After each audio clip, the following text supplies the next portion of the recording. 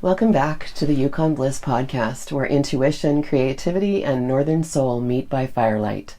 Today's guest is poet, playwright, and educator Peter Jickling.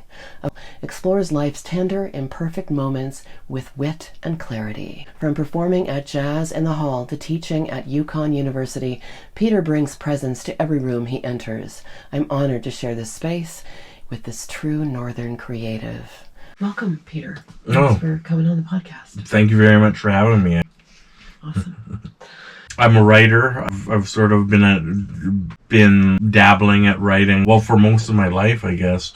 And then a little bit more, and then starting to take it more and more seriously, I guess, starting about 20 years ago. And then gradually what I would do is I would write an article or whatever and submit it to magazines, and lo and behold, occasionally they would get accepted. And so that's kind of a fun rush, right? And so were you younger when you sent away articles? I guess I started doing that when I was in my early to mid 20s, and Still? Yeah, it really is. Really? And just that sort of validation or whatever of having someone else, Work is really Thank I you read very quite much. a few of them last Yeah. night. I love Barstool Prophet. Yeah, that's good. I'm glad. Yeah, I'm sure you've I had. can almost memorize that one. Yeah, there's a few that are nice and short to memorize, but that is a good one, and I'm sure many people have had experiences like that, right? And so maybe off the bat you could recite that one. Yeah, it is. Okay, so this is Barstool Prophet. He is the hero of all his stories. He bores me. The end. Exactly. There's a certain type of person, in my experience, it's generally a man that loves to be the hero of all his stories and will love nothing more than cornering somebody and talking their ear off. So exactly. it's not based on any one particular person, but sort of a composite of many people that I've encountered throughout my life. So yeah, that's from my book, my second collection of poetry, which I'm currently looking for a publisher for. Fingers crossed, right? I remember I wrote a poem in grade 2, and it was the very first poem I ever wrote. I can recite that one for you. Great. Yeah, it goes, "The world is a simple place with light as bright as snow. You can go walking in the forest and take a breath to blow." So that was the very first poem I ever wrote in my life. That's very deep. How old were you then? I guess 7 or 8, something like amazing. that. Yeah. So I always was kind of interested in writing and in words and stuff like that. So I always kind of gravitated towards that sort of thing. Love language and words together. It's all energetic. I went to live in Toronto for a little while, kind of hoping to make some connections in the literary world. That was kind of and do some writing while I was there.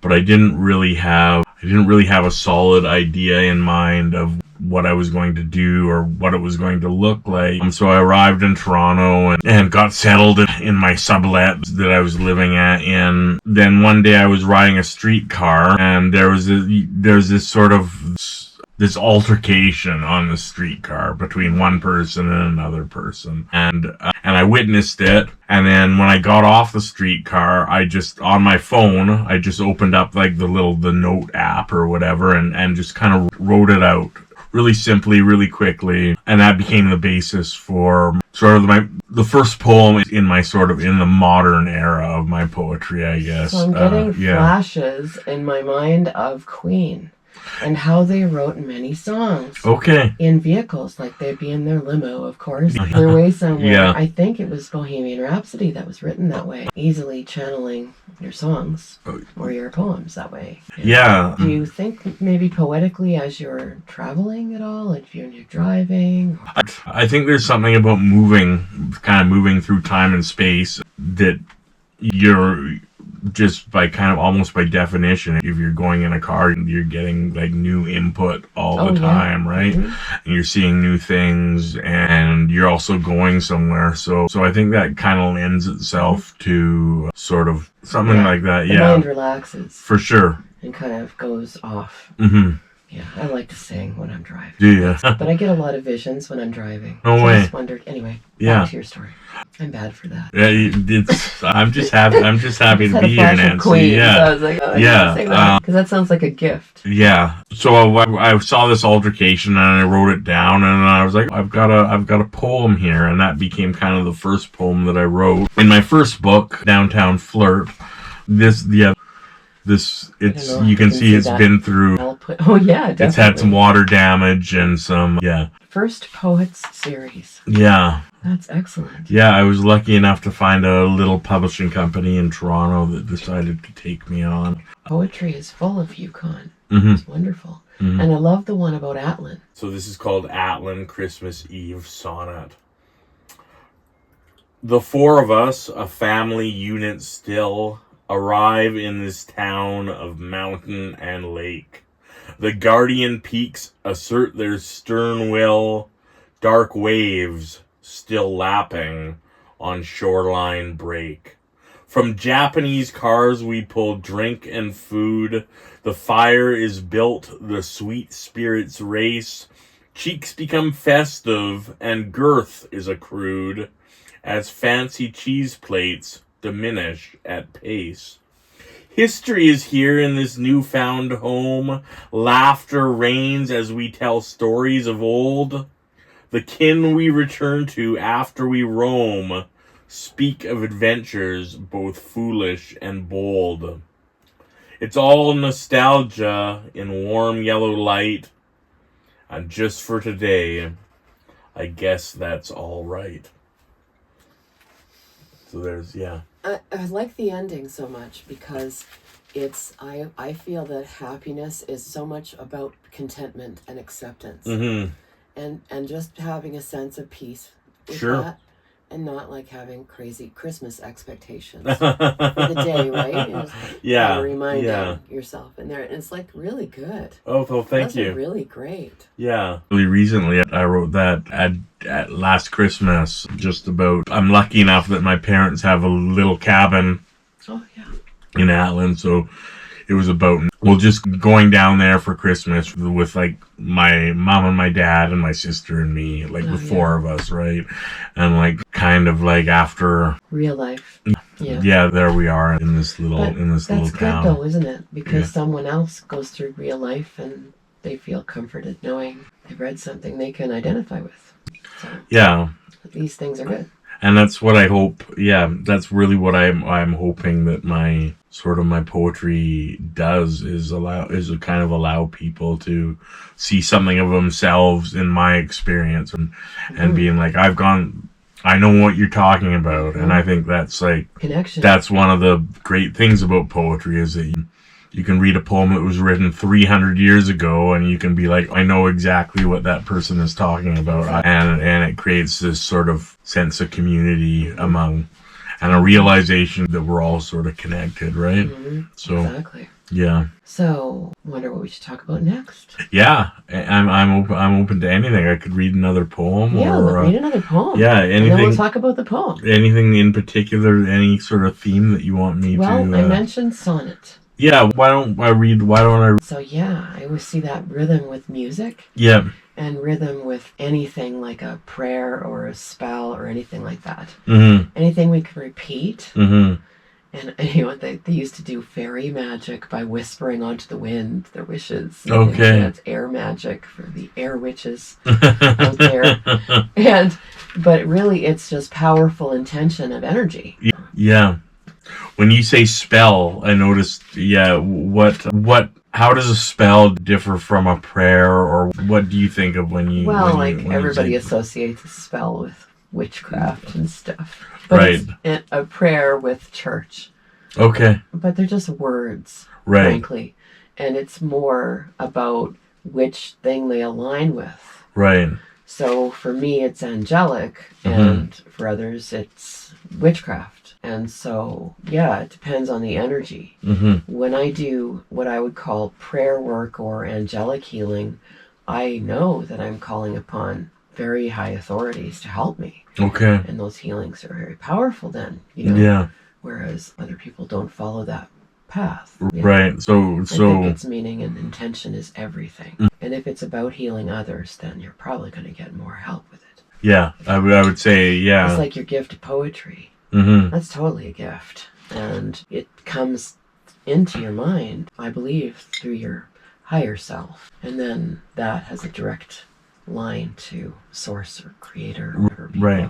I feel like sometimes I watch lecturing people, and when you're lecturing, do you ever have thoughts come to your mind that yeah, that's a great idea? And it's just like channeled information from... Yeah, no, I can relate to that for sure. I love the fact that the poetry can connect with so many people. Like all art really, all art is really connection. And divine connection. We're supposed to live our lives romantically. Right. And what's more romantic than visiting a witchy wagon in the woods? I know, I love it. It was great to have the drive out here. I always call it the witchy wagon. Yeah. I really shouldn't. But that's what they started calling it. That was what other people started calling it. Yeah. Well, what's your preferred term for it?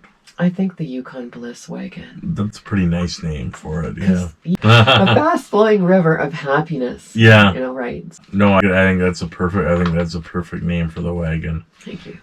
I think, anyway, my philosophy of, I guess, sort of specifically writing or poetry, but art in general, is that it's sort of designed to make us feel a little bit less lonely because we can see parts of ourselves and things that other people have written or painted or whatever music that they've recorded. But the idea that I think that it helps people to not make bad choices. Well, let's hope, because right? When people are lonely, don't they? Yeah. Right? But if you're building connections, then that's much better. 100%. Super yeah. tribal. 100%. So. Yeah. Anyway. Yeah. So what's next? Yeah, a little bit, I guess, in the sense that I do poetry readings here and there, and those can get quite theatrical. But yeah, I started out before I had a poetry practice. I wrote a play called Syphilis, a love story. And everyone loves the title. Even today, when there's like a syphilis outbreak in Ontario or something, so some friend will send me a link and be like, hey. So that still happens today. But yeah, so I wrote a play, and it was produced up here, and then we took it to a few fringe festivals where it also did well. But I think when you saw me in the barber shop and you handed me your card and told me about this podcast, I recalled that one of the reasons why that play had the life that it does is because I hooked up with a brilliant local theater creator called Brian Fiddler. You might know the name, but he's done all kinds of things. But I met him, or I approached him in a barbershop where he was sitting next to me, and I said, hey, you're Brian Fiddler, aren't you? And he said, yeah, I am. And I said, I've got this play. Do you want to take a look at it? Oh. And he said, sure. And then that just kind of got the ball rolling into what ended up being kind of a pretty successful project. So when we were in the barber shop and you approached me, it sort of felt like something had kind of come full circle or something. Serendipity. Or this at least was something that was worth giving a shot to. That's a good question. I think one of the things when I'm really involved in my poetry practice, like when I was in Toronto, when I was writing that first book, I had this goal where I said I'm going to write 12 poems a month. And so when you're looking for subjects to write poems about, you almost by definition, you become kind of like hyper aware of stuff that's going on around you. And you're like, you're looking for these connections or these moments which could be spun out into a poem, right? So I think, part of the idea of being a poet is to be in touch with not only stuff inside you, but also stuff in the world and kind of the relationship between sort of feelings that you have inside you and stuff that's happening in the world. So I think that's sort of where my poetry practice and a bit of sort of spiritual awareness kind of comes in, is that you're always looking for these connections. And one of the things that I like about poetry, and one of the things that I try to do with poetry, find these little moments that happen in life, that happen in everyday life, that are so easy to miss, because we all have, like you were saying earlier, we all have short attention spans, and we're all busy. There's rush hour now in Whitehorse. There never used to be a rush hour, but just life gets full, life gets complicated, and it's sort of easy to forget that there's these little moments of beauty and meaning that are always happening around you. But in the practice of writing poetry, job is to kind of be attuned to those sorts of moments. So I suppose that's where I sort of get, that's sort of where some version of spirituality sort of intersects with my poetry practice, is that you're looking for beauty, you're looking for connection, you're actively like kind of making yourself available to this sort of thing. It's interesting, isn't it? Yeah. A lot of people used to do automatic writing back in the day. Okay. And so they would channel and write furiously while they were channeling and get the messages that way. Interesting. And so it's a fine line between writing just for and tapping into something else. And a person could actually probably do it. It's interesting anyway. I know there's people that do have writing, like that will wake up in the morning or whatever and just write, and when I'm teaching my students, I tell them to do that too, to just when I read it, you're still in the dream space, right? I call it. I don't know what other people call it, but I think it's the dream space. Before the next day sort of starts to try to put its like, before we look at our phones and and realize and look at what's going wrong with the world and all that. Yeah. Don't look at that stuff. I know, I'm trying not to. That's an energy vampire of its own. No, don't do it.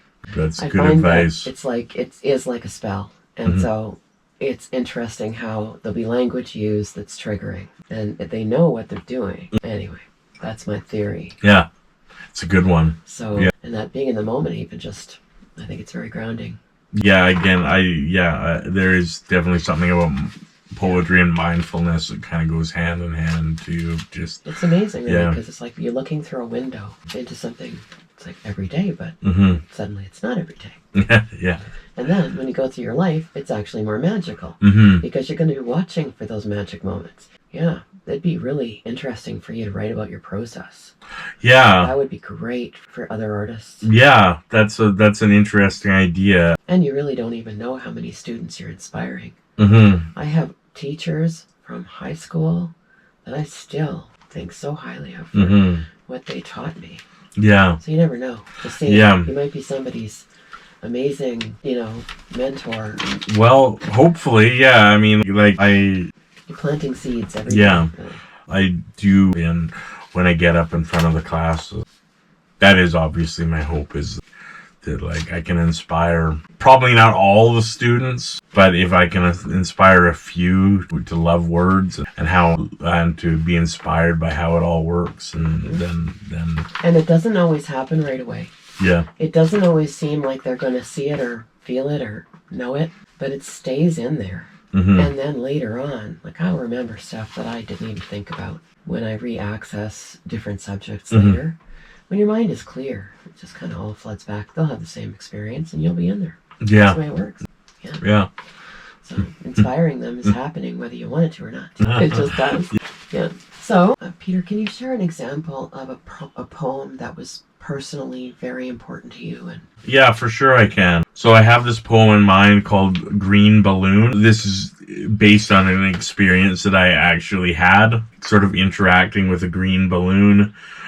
And the poem is me trying to sort of capture the experience as simply and as clearly as possible. And then, also maybe what I'll do is I'll read it and then I'll sort of talk a little bit afterwards about why it sort of fits into that category for me.